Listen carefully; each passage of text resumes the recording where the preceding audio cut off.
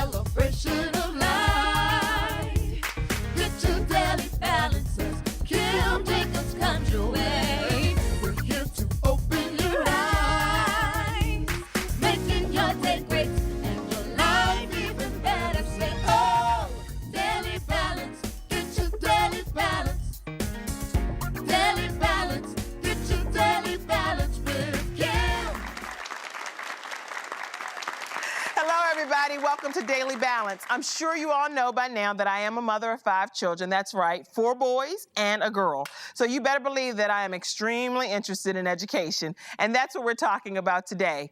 We'll meet the founder and the director from the S.R. Martin Preparatory School. Since 1990, this school has been responsible for providing outstanding education for low-income and inner-city teens in the San Francisco Bay Area, and 100% of their graduates have gone to a college or a university of their choice. So be sure to stick around to find out their secrets. My first guest is a best-selling author and consultant. She is a gifted artist and a hands-on mother of 3.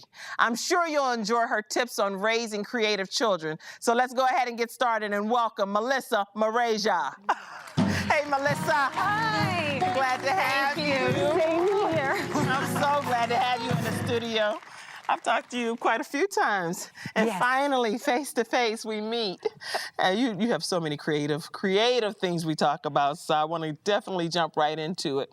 Tell me all about Melissa, and what are some of your philosophies on raising creative children? My philosophies. I actually, I'm a hands-on mother, as Oh, yeah. you mentioned. I have 3 kids, a 6-year-old boy, and Irish triplets, you yes, say? Irish triplets, and twins that are 5. So they inspire me greatly, just with waking up, and they see things in such a different light. Yes. And because of that, it actually has opened up my own creativity to a different level, from coloring more in coloring books, which I haven't done, since I was a little girl. And then all of a sudden they brought it back into my life. So kids definitely bring with it a different way of seeing the world. And it brings you back to the simple things that as adults, you get caught up in, in the busyness of society and your work and everything, that you forget how beautiful a little dandelion can be, That's or a right. weed. They want to save a weed. Oh, and I'm yeah, like, my husband wants to everything. pull it out of the yard. Yes, I'm like, can we take the stick back out,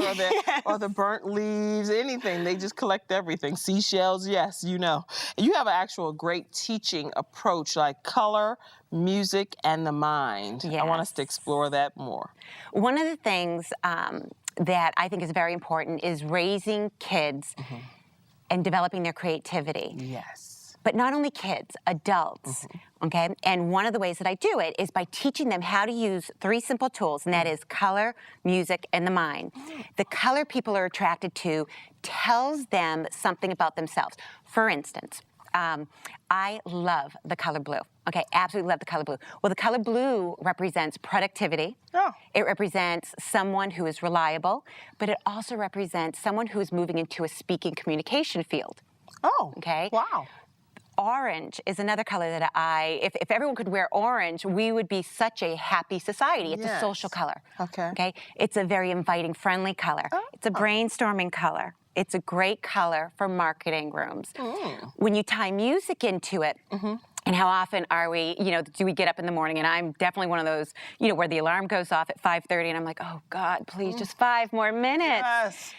Well, I immediately go downstairs and I turn on the TV to a station that has an upbeat to get me going. I do the same thing in the morning, and my children are down there marching. I'm like, yeah, everybody's dancing. That's good. Because it helps you get out of that funk. Yes. And brings you to a different energy vibe that allows you to start achieving what you want to achieve.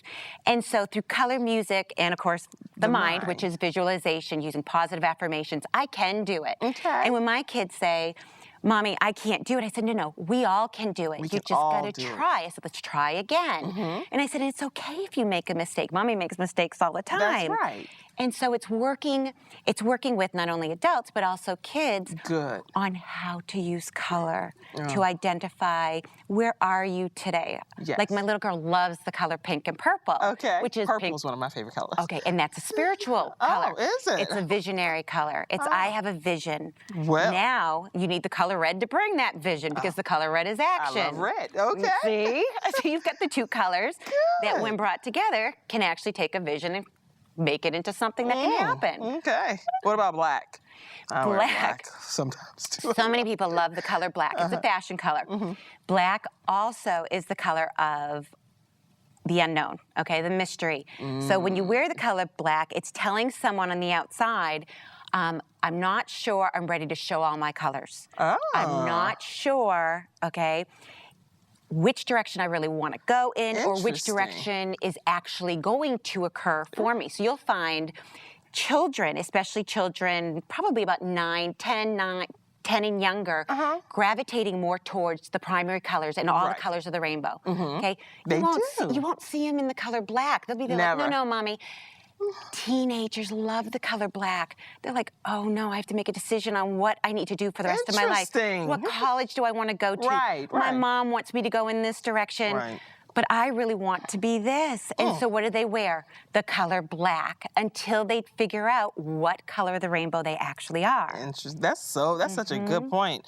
What I wanted to do today is do something a little more out of the box. Okay. You have this top 10 list Yes. of things that you really enjoy talking about. So I kind of turned it into I'll make a statement Okay. and you give the answer. Okay. Number 1, give your children options. Yes, I think that is extremely important for two reasons. First, it helps them in making decisions. Yes. Okay? And it's also helping them develop that skill of responsibility and that mommy's not going to feed you every single thing that you want on this planet. So like in the morning, I immediately, for breakfast, I pick 2 items. Would you like French toast or pancakes? Okay. Would you like this cereal or that cereal? Would you like a bagel or English muffin? But I don't give them more than 2 choices because when you Interesting. add the third, it's kind of like that third child. Right. Chaos happens. Yeah. You know? I mean, we all can relate to. Yes, you we know, can both relate. I had 2 hands, I could hold the Right, kids, and I could right. work with it. But when that third child, it's the same thing when you give them too many options. They get confused and it's overwhelming for them. 2 options is perfect for them to be able to work with. No wonder my one son says, Mom, you choose. Because I've given him like 50 choices. Number 2, develop their senses. Yes. Developing their senses helps them develop self-awareness. Okay? So it's helping them smell things and knowing, I don't really care for that smell right now. Well, let's get into why don't you care for that smell right now. Now let's pay attention to what you hear. What do you hear when this song is playing? What do you see? Like I'll have my kids actually close their eyes and try to see like a blue-colored house. Yes, okay? just visualization. Yes, Okay. because it develops them that when they get older, they're not going to need a picture to be able to, or the dictionary to answer it for them. Awesome. And the funny thing that happened the other day was my son Jake, who's 6 years old, said, I'm gonna come up with more words in the dictionary. They didn't come up with them all, Mom. And I said, they didn't. And I said, well, that's great. Right. And he goes, and I don't think there's enough letters in the alphabet to really communicate the whole word. And So I'm he's like, going to create new letters in the new alphabet. letterbed, yes. Then you're really raising creative children. Yeah. Exploring music and art. Yes. Music and art are 2 creative tools, okay, that brings out people's inner self, okay, their free spirit. They're able to express who they really are. And everyone gravitates towards a certain musical tone, okay? Yes. My little girl, who I look at her and I think of her as my 70s. She should have been born in the 70s. She loves disco. She loves ABBA. She loves your bright oranges. She loves planning. Right. Then I have my rock and roll son, my 6-year-old. I want a heavy metal You're guitar. describing my family. Oh. Maybe they just were And then grown. I have one of my twin sons loves classical music. Oh, wow. Loves, and he does a mantra. He goes like this all the time, and he developed it on his own. It is so amazing. Amazing. But music relates with their soul, but also it's like a hidden language that kids can use to communicate what they're feeling, expressing. Same thing with art. What a children draws tells you what they're feeling and what they're going through at that point in time. Okay, we're going to go to number 4 as soon as the break is over. Don't go away. More with Melissa when we return. Awesome.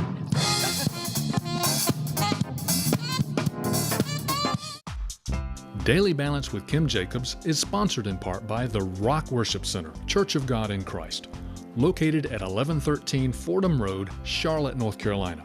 The Rock Worship Center, making disciples through evangelism, exaltation, and edification. For more information, call 704-358-4167 or visit our website at rockworshipcenter.org. Welcome back to Daily Balance. I'm here with Melissa Moraja, and we've been talking about raising creative children. Okay, Melissa, we're going to do a speed round because both of us are talkers, so we're going to get through 4, get down, get dirty, and clean. Yes. It is great to allow your kids to be messy, to get dirty, and then also to teach them to clean up in the same process and let them clean up their own mess. Listen, ask, listen, ask. Yes. Parents, listen to what your children have to say and then ask questions. They have such great answers and also responses and stories to share. Number 6, explore nature. Yes, allow them to pick up things and ask questions and to go to the web and figure out what it is. Number 7, plan it. Plan it. I have my kids plan a day a month. Okay, so they get to pick out what we're going to have for lunch, dinner, breakfast, and then they also get to pick out where we get to go and what time and everything. Yay! Okay. And my producer's like, stay focused, Kim. I'm like, okay. Number 8, designate a creative zone. Yes, in your house, have a special place with crayons, pencils, everything that you could think of that kids can just walk in and immediately create their idea spontaneously without having to ask permission. Number 9, make it up. Have your children make up their own story. They can act it out in a play, they can make up their own song. It's fun and it's innovative. Woo! Number 10, put yourself in someone else's shoes. Yes. With my children, whenever something happens, I always ask, if you were in this person's shoe, how would that make you feel? Because it teaches them empathy and it also helps them to see someone else's perspective. Woo! Was that fast enough, Donna Chavis? All right. I see the thumbs up, son. Melissa, I wanted to find out also about your book here, Splatter and Friends. And this is amazing. Tell us a little bit about it. Splatter and Friends is a book that teaches kids about color, okay? The personality of each character. So each character's color communicates their personality. Yes. For instance, on the book, you have Razzle. She's hot-tempered, fiery, fun, action-oriented. Then you have Baby Blue. He's innocent. He needs his friends to take care of him. Each color that your child gravitates towards can tell you something about what your children are going through in that phase. In addition, each story goes through a certain learning lesson in life, such as I'm being bullied, or how do I play, sportsmanship. So it teaches kids at so many different levels, and it's fun, and it's silly, and they love sitting there saying, splat-a-tat-tat, swish-swish, splatter. I had a splatterific day. I can't wait to let my children read this. They're going to love Red Light, Green Light, Splat. Splatter and Friends by Melissa Moraja. Awesome. And what are some of the overall lessons that they learn? In here, they learn first about the personality colors, okay? Other lessons are priorities, setting priorities. Another is becoming a part of a team, understanding that you can't just have your idea only, that you've got to also work with other people's ideas and take turns in the process. Good. So there's a collaboration that comes with it. Oh, this is really good stuff about raising creative children. And you have a quote, every day with children, I'm growing. Yes. And with that my kids, and actually my neighbor's kids, teach me something every single day. They teach me how to appreciate the small things in life. They teach me how to reprioritize my day. they make me realize that money in their eyes has no value. None. None. I know. Yeah, they're just like, can we just burn it and throw it in the fireplace for paper? And I'm like, well, it's not that simple. Right. So to them, they see everything in the world colorful. Yes. They see it like Splatter and Friends. Good. And that's what they kind of brought back into my life. They showed me how to experience life as a child again, but also through their experiences and their pains and their boo-boos and everything, I'm learning how to take care of them and how to take care of other people and what to do in certain chaotic situations. Good. Well, after talking to you today, I'm excited about raising my own creative children and also about growing each and every day. So thank you so much for joining You're very us welcome. today, It was a Melissa. pleasure being here. And we could talk on and on and on. Anyway, we'll be right back, and you'll hear about an amazing approach to teaching and some life-changing results at the S.R. Martin School. Stay with us.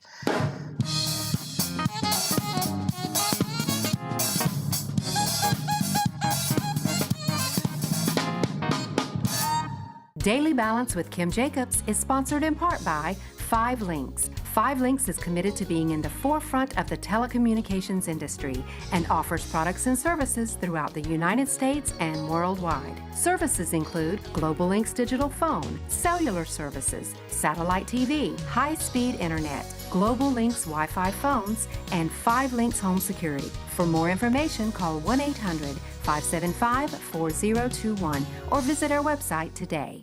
Welcome back. The S.R. Martin College Preparatory School was started from the life savings, commitment, and tremendous sacrifice of one woman who desired to do something about the desperate situation facing today's children of color.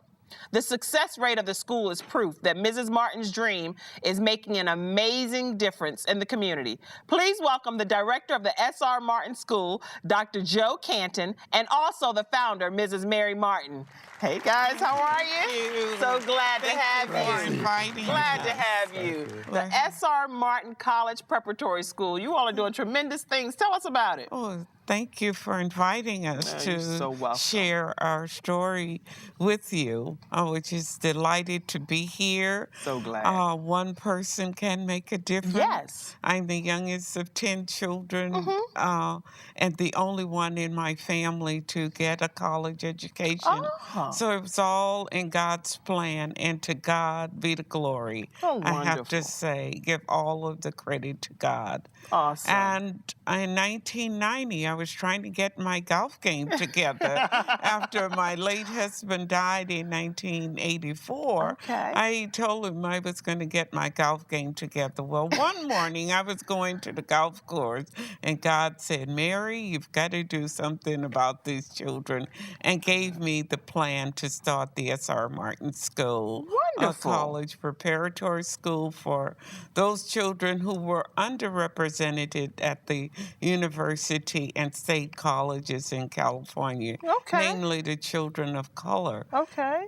And where did most of the children come from? What areas? The Bayview area in San Francisco, Okay. Ingleside, generally San Francisco and Oakland, and some come as far away as 40 to 50 miles Wow. to the school.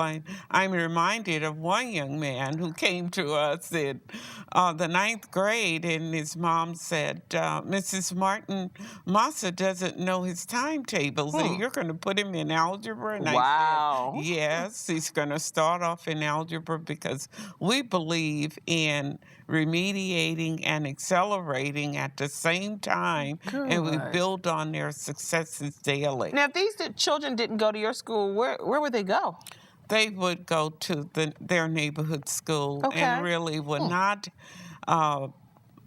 be encouraged in a small setting, or even oftentimes maybe they wouldn't have the test scores to fall in a college prep track. That's right. And we just take Everybody can learn. That's our philosophy. Good. We don't believe in can't, might, have been, or maybe. Some Everybody can win. learn. Yes. Can learn. Everybody Some can learn. of us at a little slower pace, and others, I always tell them I was a slow learner, and I have calluses on my hands now because I had to write everything to learn, and they can do it. They can do it. They can. Well, you know, the other alternative is for these kids to hang out Yes. on the streets of San Francisco. And some have been targeted for EMR classes, special ed programs. And we've seen kids come in who've been mislabeled and misdiagnosed. And as a result of that, these children, by us putting them in a small learning environment where our classroom size is anywhere from 5 to 10 students. Oh, good. Okay. So as a result of having that close hands-on education approach, you're able to reach that child at a different level than he ever would reach if he was in a large high school. Excellent. And as a result of that, we've had quite a bit of success because of that. Oh, yeah. And I think the key ingredient to all of it is that we have love for the children and we have high expectations. Good. So, and when you say success, right quick, and just to interrupt you for a brief moment, success is a mild understatement. 100% of the students get accepted into college. yes. So, I mean, that's tremendous success. And when you see the background, they have to write a statement about their life experiences. And they come from broken homes, broken hearts. And you find these children coming and being successful. Like, to give you an example, we had one student who was a Gates Millennium Scholars candidate this year, and she was so happy. That's the Gates Millennium Scholarship. Okay. Right. And she was an applicant, and she was so happy to find that she was considered. And this was a young lady who very seldom smiled. You didn't see a smile on her face. But when you look at her life situation and her experiences, for the first time, you could see her shine. These are the kinds of exciting moments that we find with these children. Okay. And Ms. Martin here talks about love for them. And having this we believe that all of these children can learn. Yes. And that's one of the key points, is that our belief and our expectation, because, you know, there have been a number of studies from psychologists that show if you have low expectation of a child, then the child will perform at that level. And of course, the Rosenthal studies, the Pygmalion effect, which says that if you have this level of expectation, but we bring the child into an environment where they can succeed by dealing with their